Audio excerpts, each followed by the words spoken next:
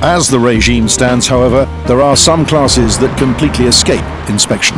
Many children attend these classes in part-time schools outside their normal education. We identified one such network with connections to Saudi Arabia, teaching about 5,000 children in over 40 weekend clubs and schools. Some are held in state primaries hired out for the weekend.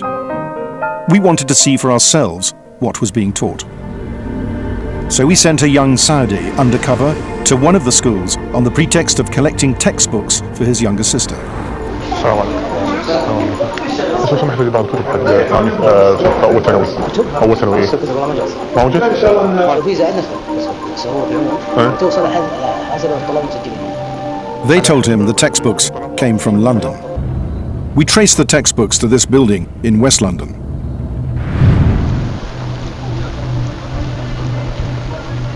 Inside the building, there were boxes of books stacked everywhere. بس عندنا كتب ناقصين سجلتها الاسبوع الماضي ناقصين دين بس حديث وفقه وتوحيد واملاء. Our researcher was led to a storeroom where shelves were full of textbooks. He was told his sister would have to study everything in the book. طيب اختي لازم تراجع كل الكتاب ولا كل الكتاب؟ The books turned out to be the official Saudi national curriculum.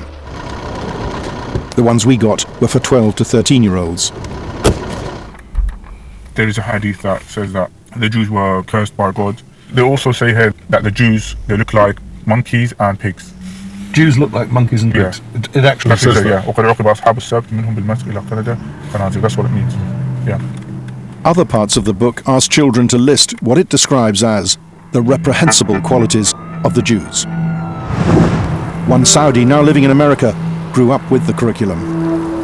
The effect of these textbooks on the minds of young people is tremendous. You have 12 years of education that teaches the student to hate basically and practically everyone else, be they Jews, Christians and other Muslims, to believe that the world is divided into two camps, the camps of the Muslims and the camps of the infidel, the enemy. We obtained all 12 years of the curriculum being taught here in Britain. If there's any ambiguity about Year 8, it's hard to see any for other years. In this book for 15-year-olds, they learn about Sharia law and its punishments. Thieves have a hand cut off for a first offence and a foot for a second. There are even diagrams showing children where the cuts must be made. For acts of gay sex, children are given a chilling message. The punishment, according to this book, is killing, execution. And it states the difference of opinion as to whether this should be done by stoning or burning with fire or throwing over a cliff. Also for 15-year-olds, the textbooks teach that Zionists want to establish world domination for Jews by inciting conflicts. This is not the first time that the Saudi school curriculum has been found in Britain. 3 years ago, the BBC disclosed that offensive references to Jews were being taught in a different Saudi-run school. The material was removed and the Saudis also promised to clean up their curriculum. But not, it appears, comprehensive enough. This is the building we got the textbooks from. It's owned by the Saudi government. So we put our findings to the Saudi embassy. The embassy told us that the network of Saudi weekend schools had nothing to do with them. Nothing? These letters are from the embassy's own cultural bureau concerning the organisation of the schools. The Saudi embassy also told us that anything taught in these weekend Saudi schools was, quote, not affiliated or endorsed by them. Really, what's taught in these weekend schools is the Saudi national curriculum, which is published by the Saudi Ministry of Education.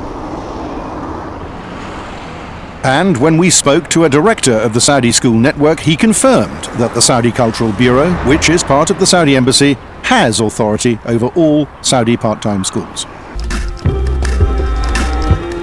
But will all these changes to the inspection regime be enough to ensure that British school children are no longer exposed to religious fundamentalism in the classroom?